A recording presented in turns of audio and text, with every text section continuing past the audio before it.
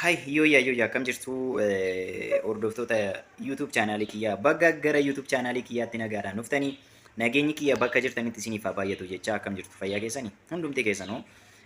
Har'a immoo karaa YouTube kiyyaa wanti isinii qabadhee dhufee namicha tokkotu jira namicha baay'ee baalageedha jechuun hin ulfaata. Bakka jecha nama sanaaf jedhamu dhaba beektu. Kanaafiyyuu mee isinis deemaatii koomentii isaas waliin haa ilaallu, viidiyoo isaas waliin haa ilaallu. Garuu namoonni YouTube viidiyoo akkasii irra deebiidhaan dalagdanii followersii barbaacha warreen waan akkasii hojjetan dhugaa rabbii dhiifama naa godha. Otoo dhiistanii baay'ee gaariidha. Waanuma gaarii hojjettanii followersii xiqqoo otoo qabaattanii baay'ee natti tola akka kiyyaatti. Kanaafiyyuu of eeggannoo godhaa isiniin jechuu barbaada. Safuu hawaasa keenyatti hin bu'inaa. Safuu uummata Oromootti hin bu'inaa. Afaan Oromoo dubbachaa waan hin taane waan Oromoo irraan barbaachisne hin dubbatinaa isiniin jedhaa. Galatooma ulfaadha. Lafa qabsiiftee karaa duubaa iddootti gootu qabda. Namoonni baay'een akkuma salquunnamtii jibbuutti tiktookii kanarratti yeroo argan dudubbachuu danda'u. Koonistaantiidha. Fakkeenyaaf dubartoonni amma ispoondaan isaanii xiqqee taa'u kana karaa asirraan maal ta'a duubatti galagalaa. Asirraan hin naqina. Gowwaa dhiiraatti asirraan naqa.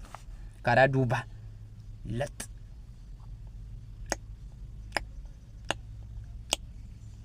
Goota lax goote qunnamta karaa duubaa jechuudha.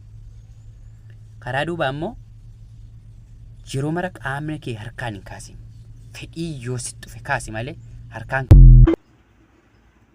Yoo koomentiin isaa gaala kanaan jira koomentii isaa sirriitti dubbisuu dandeessu.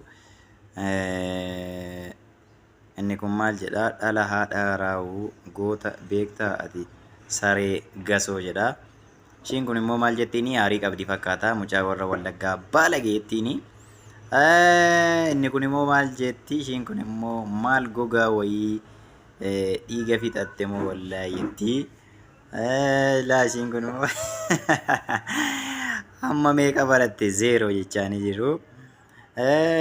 Wanti baalageen kun eessaa bahee qoshaashaa wayii jechaa jiru. Egaa wanta baay'eetu odeeffamaa jira. Koomentii kana jala galtanii too dubbistanii baay'ee kan nama bohaarsudha.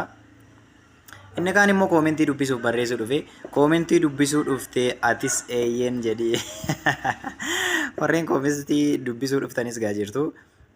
Innaa gaa dhiironni keenya zim jettanii waan akkasiin gadhiisinaa dhugaa rabbi isiniin jedha. Maaliif baalagee taatun asitti immoo laa gowwaa jechaanii jiru. Kanaafuu liis of eeggannoo akkasii kana otoo wanta hin irraan barbaachisne wantoota safuu Oromoo cabsan kana wantoota akkasii osoo dhiistanii baay'ee natti tola jedheeti yaada. Koomentii asirraa sirriitti dubbifachuu dandeessu hunda isaa jala galtanii namicha nanaati immoo namicha gowwaa nanaa zimmi jedhi waan akkasii gadi hin gadhiisin baalageesin jechaa jira. Saree badduu doorzee bakka wantoonni jedhamaa jiran wanta sammuu namaatti bu'anidhallee warreen followersii barbaadanii wantoota akkasii hojjetan kuni osoo nu dhiiftanii baay'ee natti tola jedheeti yaada.